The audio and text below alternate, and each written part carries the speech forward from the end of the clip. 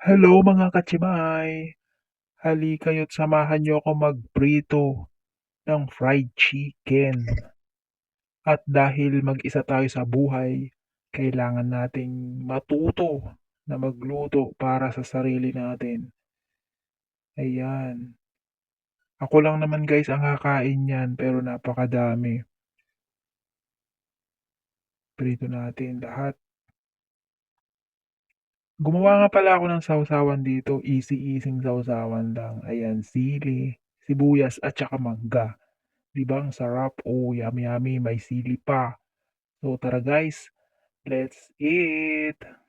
Oh, 'di ba? Ang sarap. Yung sawsawan ginawa ng ulam. Ang sarap kasi. Ayan, salamat sa inyong panonood. Kita-kits tayo sa susunod na video. Bye!